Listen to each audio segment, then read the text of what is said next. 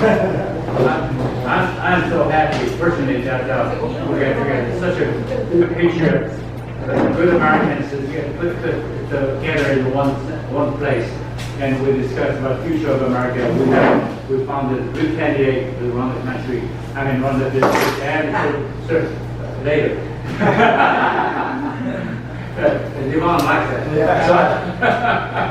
So, really appreciate you coming. This is Friday night, and then you have some very important things to do, but you made it sure that I really appreciate that you joined us.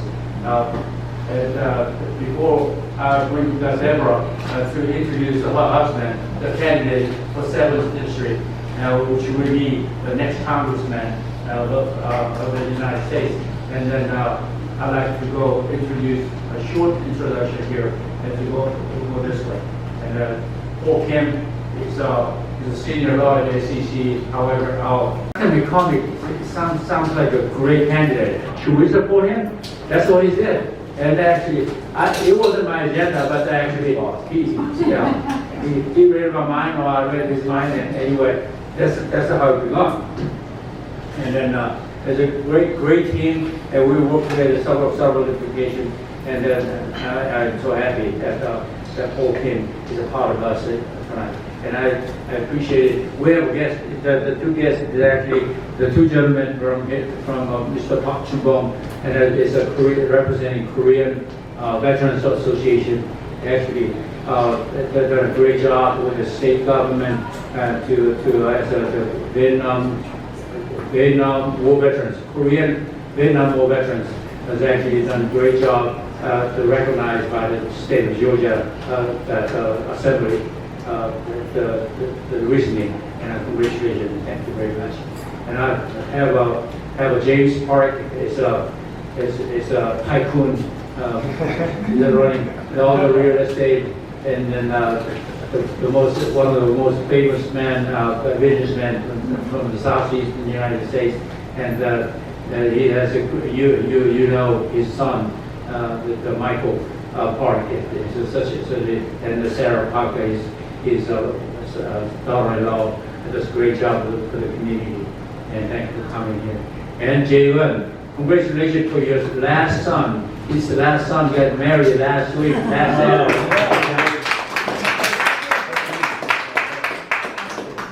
David Nunn, in Lebanon, and then I was invited, but I forgot, so I didn't.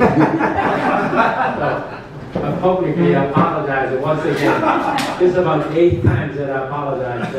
I just cannot believe it. He thinks I'm old, getting old. So I'm only 78, so I'm not getting old.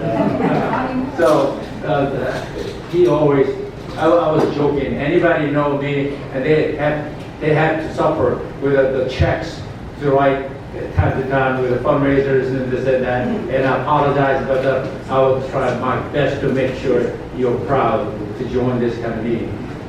It's such important to do that. And then, Dr. Gingle, you appreciate your coming, and this is such a nice to have you in this very, very unique event. And that, thank you.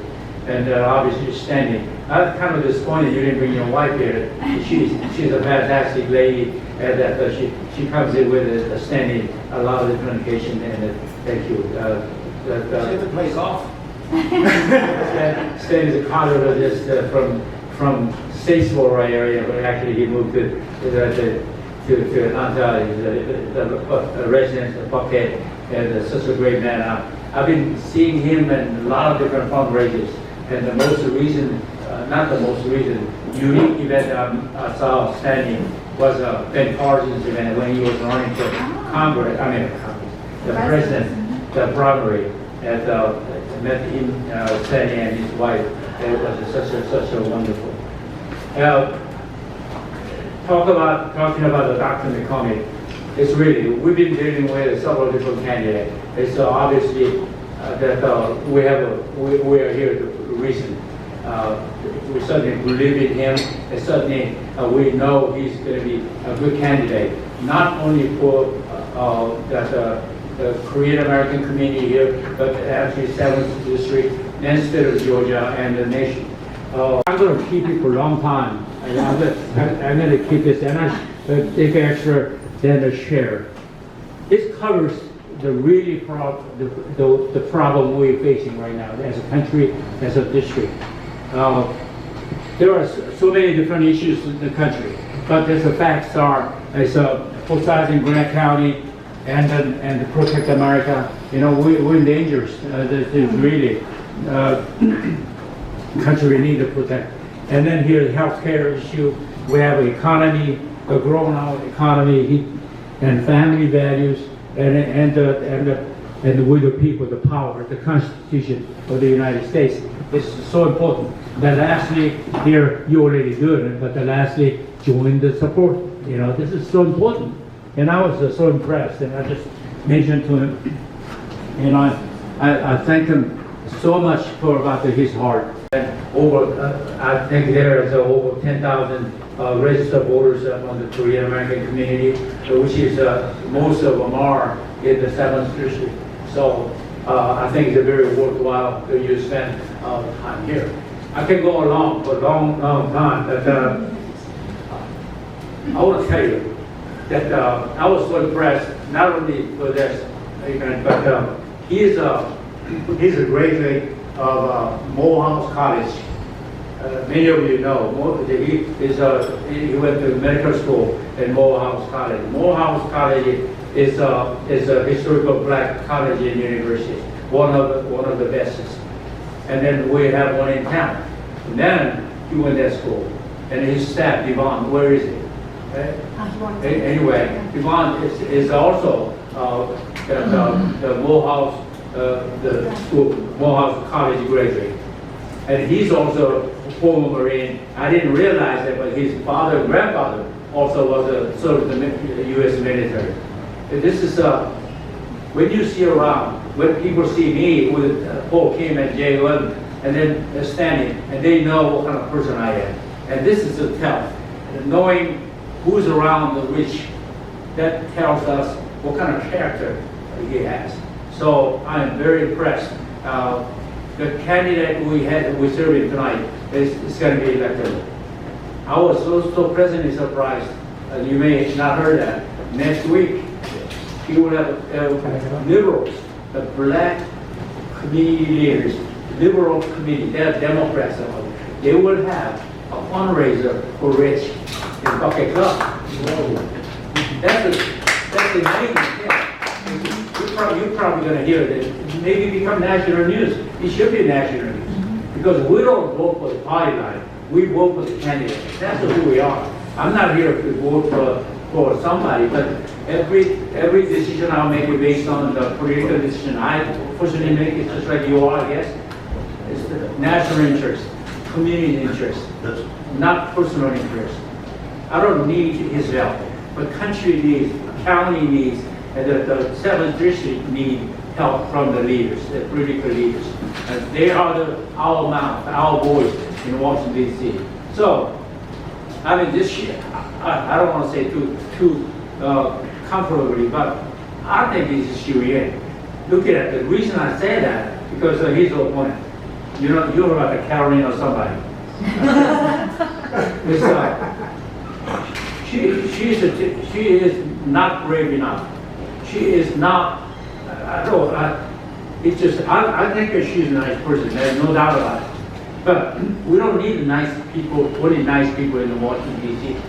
Right mind and patriot, and who's going to work for the country, the future of our children. That's who we want to send to Washington D.C. So, with that, I'd like to invite Deborah McCormick to introduce her husband, the candidate for the 7th District U.S. Congress. Thank you. I'd like to thank Sunday Park for gathering this esteemed group this evening. We really appreciate it. So I don't want to take Rich's thunder, but I do want to tell you briefly about him. Not only is he a decorated Marine, while he was stationed down in Camp Hamilton, he obtained his MBA. Then he moved here and he worked as the MOI, which is a Marine officer instructor at both Morehouse as well as Georgia Tech. Then he decided to go to medical school at the age of 37 with 3 small boys. And he started medical school, and then during that time, we ended up marrying. And he finished up his training. I said yes. So he finished up his training at Emory in emergency medicine. He moved to Camp Lejeune. So when, as all Marines and all Navy officers do, they are deployed. And when he was going to be deployed, he volunteered to go to Afghanistan. And I looked at him and I said, why would you do this? But you know what he said to me? If I'm going to be deployed, I'm going to go where I can make a difference. Because that's the kind of man Richard Mohammed is. And when he decided to run for this office, he came to me and he says, hey, I'm thinking about this. And there's potential that I could be going to D.C. And I said, you know what, you're the right person. Because he truly is a man about God, country, and family. And when things started changing in our country, and we're concerned about what kind of legacy we're going to leave our children, he wanted to be the person that made the difference. And I think that you're going to see that he is that person. So please let me announce my husband, Dr. Richard Moore.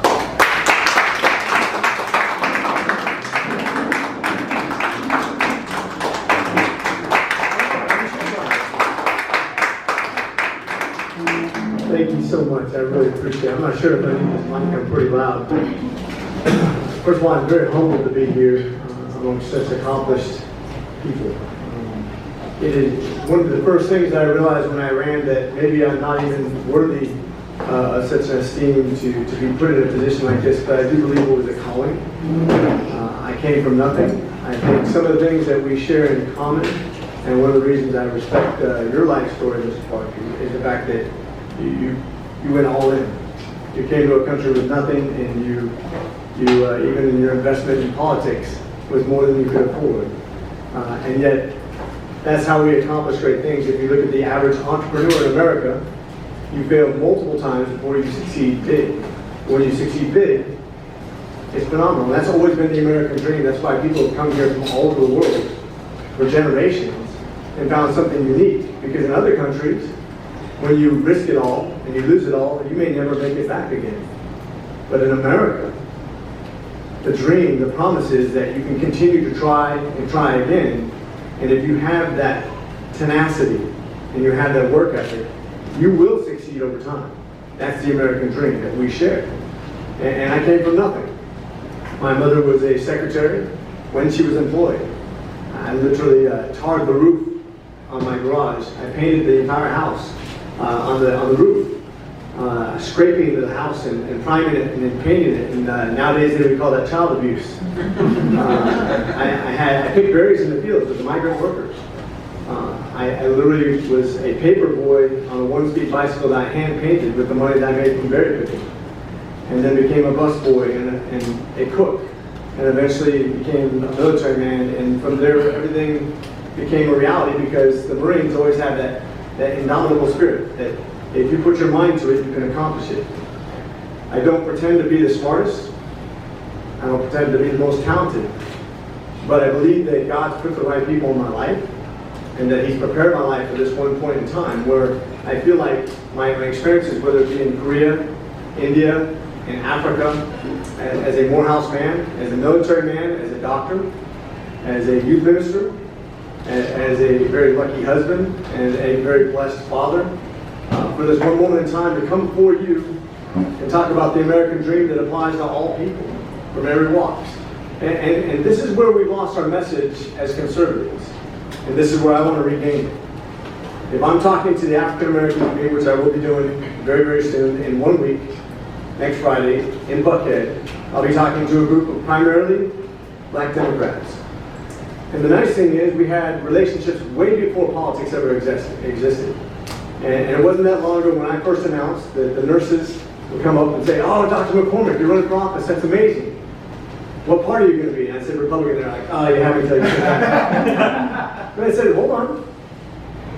I'm the same guy you knew 5 minutes ago that you gave a hug to because you were excited that you knew me and that you knew I was going to encourage you. If you're hungry, I'm going to give you food.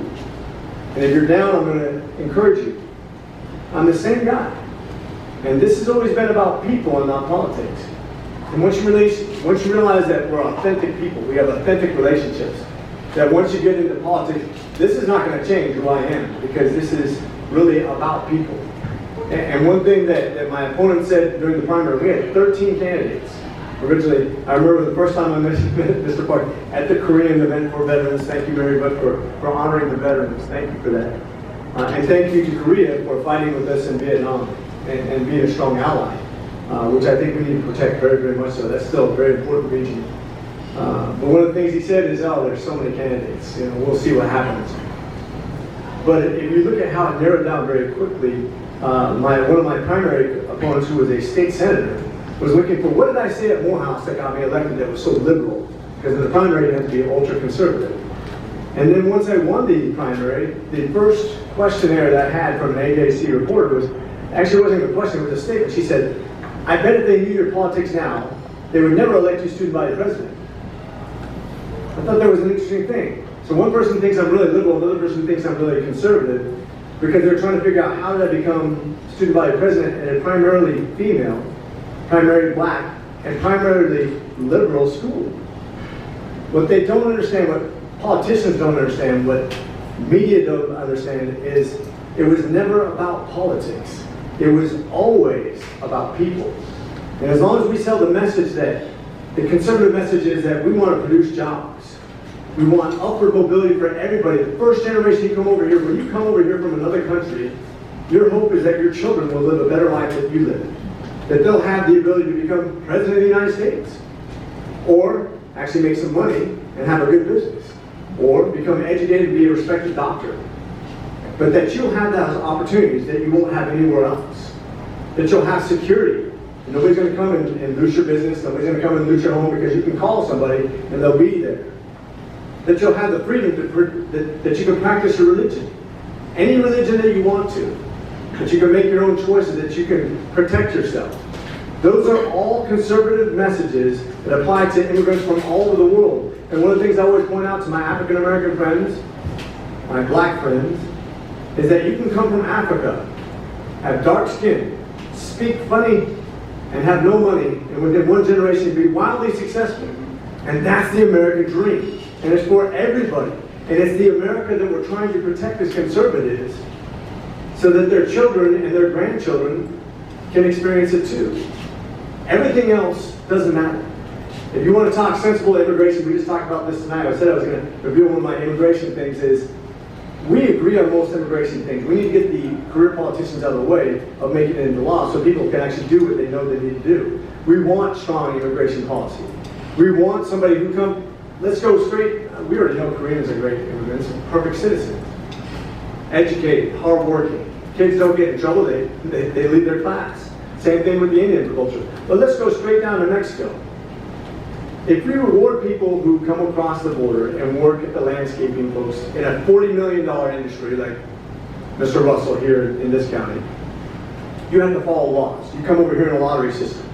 Then if you go back to to Mexico, why not reward those people by saying you're being first in line because you follow the law?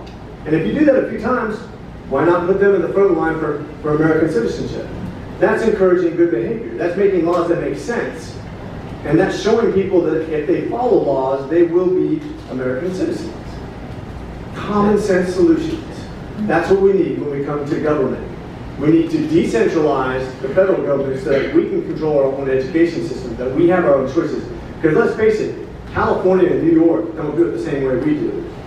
And when we're talking to our friends and our family and our children about what works and what doesn't work, they always use these outlying cases. But let's talk about one thing. When we talk about going farther and farther to the left, and we start using examples, and I used to always use Venezuela, because it's an easy one. It just happened.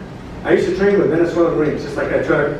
The same class I trained with ROC Marines, I trained with Venezuelan Marines. They used to be a close ally. Very, very industrial and very successful country. Third highest per capita income and GDP in the world. And yet now they're starving. And so I can say, yeah, socialism fails. But they say, well, that's because the United States isolated them as soon as they went that way. You have two states that, if they were countries, would be a top 5 at one time in the world, New York and California. Industry, population, diversity, resources, terrain, weather, all the things that you need for a successful country. And they're growing and growing and growing. And the Democrats took over. And over years and years of doubling down on higher taxes and more free stuff and more government, eventually you got to a point where now in this next election they're going to lose congressmen. Why would they lose citizenship by the hundreds of thousands, even millions between the two states? There's only one explanation: bad government. That's it. Right here in America. And the only way they stop that from happening is to get a central government that makes us just like them, that puts us at the same disadvantages they have by raising taxes for everybody. So it's bad everywhere, and that is socialism. That is the plan book of the left. And that's what we're trying to avoid. So when you explain it, always come from the example of right here in America and what's happening here. And then also the fact that I want success for everybody. I'm not trying to hold anybody back. I want black people, white people to be treated well, Asian people to be treated well. I want success for everybody, and the American dream is for everybody. So our message is a loving message. It's a message of opportunity and freedom and security. That is a conservative message, and that's something we'll sell to everybody. I don't care what your background is. And that's what we're going to be about. And we're going to have the best constituent services you've ever seen. So if you have a problem, you pick up the phone, you will get an answer, even if it's no. You'll know why. Thank you. Thank you from the bottom of my heart for coming out here today. Thank you for this opportunity to work with you. And thank you for your support. God bless you.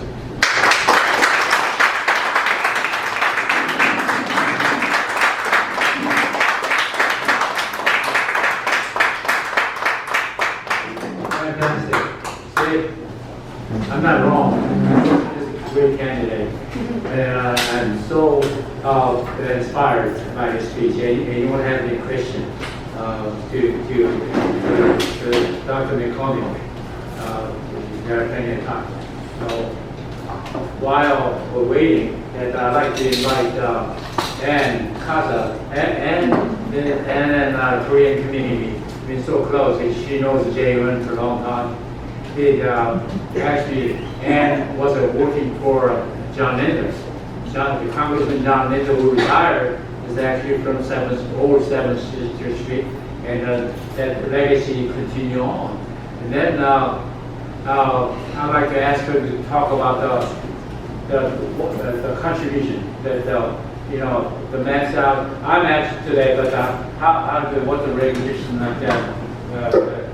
I think it's important to information you can share. Sure. So thank you for being here, and for Sunny. Sunny was one of John Linder's amazing supporters, so we go way back. And I just want you to know, part of the reason I work for Rich wasn't because I actually didn't necessarily want to come on the campaign, because campaigning is super hard work. But I worked for John Linder, and he was a man of character and integrity. Super hardworking, one of the smartest people we know, and that's why I'm supporting Rich, and that's why I work for him. I live in the 7th District, so this is going to affect me. I live in Woburn, so the max contribution you can give is $2,800. I think it was 26. 20 each. So if you want to write an additional check. But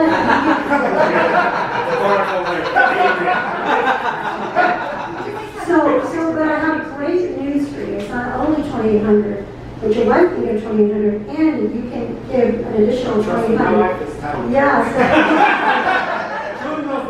And you can also give $2,800 to help retire the debt. Rich gave himself $500,000 of his own money to this race. So when he's asking for money, it's very hard for him to do. But he's given everything he can, so. He's a doctor, he gave me. What you can do is, if you've already given, if you could share information with other people that you know, send our website, ask them how to do an online contribution. We're trying to get as much as we can before the 30th, because that's the disclosure deadline. So. One of the things that you mentioned earlier, that about 10,000 Koreans are registered to vote, and there's actually, I believe, how many Korean Americans? Yeah, 150,000. They're all worse than Mr. Park. But that is where we could use your help. Is you can out word of mouth, get people to register to vote, because the date is coming up soon for the deadline for registering to vote. So if we can get Korean Americans to vote, that is critical, because if you can spread the word, get them out there to vote, and be greater than 10,000, because there's 150,000, that would be tremendous. Even if you've maxed out or you only get, so much, because, like you said, we have other obligations, please get the word out about Rich. That is critical, because the votes, that actually is what, counts in the end. Absolutely. This voting is so important, and obviously, and we all know this is a critical 101. We got to vote. We raise money to communicate with the voters, to have people come out to vote. That's the main thing. The money would not elect him, but the vote does. So it is a important, very important thing. So talk to neighbors, talk to the people to make sure they vote out there. It's a Korean American community with about 10,000 registered voters can do a lot.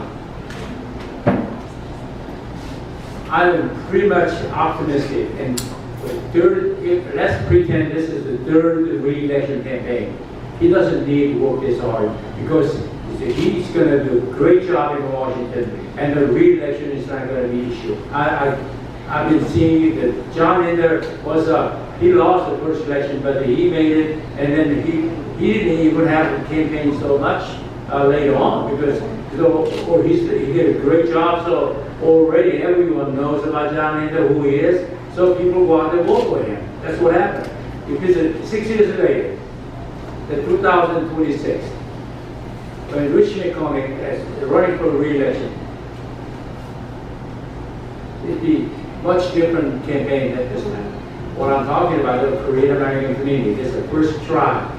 We need to jump in. We need to help him. He needs more energy and community support. This is a very, very important election for him and also for the Korean American community.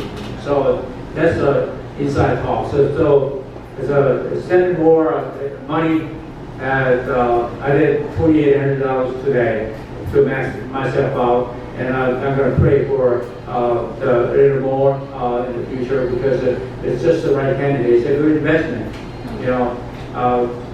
As a businessman, I donated $1,000 to Ronald Reagan for his first election, and then the people thought I was crazy, but that was a lot of money, $1,000 in 1979. However, Ronald Reagan got into the White House, and then he get the 3 different tax cuts. So my income tax was saved more than $20,000. So I gave $1,000 to Ronald Reagan, and then I saved $20,000 income tax, which means a $19,000 gain. Think how much you guys can save. I'm smart enough to know that. This is important. Once the liberals get the power, more power, see what happened? All the small business people, I'll tell you, we got to pay a lot of tax. It's a much better investment. It's my opinion, and then I'm not just talking for the candidate, but for our own community. It's a good business that act to do it. They invest in them, let them elect it, and then let it go out to Washington and cut taxes, and so make sure the economy get continue to bloom. I tell you what, we're all going to win. However, when socialists are coming, and all this the liberals come in, and they raise taxes, and Joe Biden has already said that he's going to raise taxes, a lot of taxes. I'll tell you. So some of European countries, they pay 78% of the income as a tax. Can you believe it? You want to do that? I'll tell you what, it's coming. It's really coming. Unless we elect a conservative candidate, good candidates like a Rich, is a vote. Yes, sir. So, one thing just in case for you who don't follow politics, this is the closest race in Georgia. Most every other election has been decided already. You could make a case that maybe Karen Handels is up for race. She had a 1% race back in 2018 where she lost. But President Trump won that by 1%. It's been shifting. This race, President Trump won by 6%. The closest race in America in 2018, and I'm 9 points up on the president. So this is the battleground district for all of Georgia. This right here that you're looking at right now. And I think when it comes to an investment, to try to get back the majority, which I think we will get it back either this time or definitely by the next time, that's what's going to make things more solid for businesses to plan what you're going to do in the future. For medicine to understand we actually have some stability moving forward to come up with an actual plan. We're going to have to get past some lobbyists in the back in the future too, but that's going to take somebody who's willing to take it on and willing to actually get on the stand and embarrass some people, and that's what we need to do sometimes.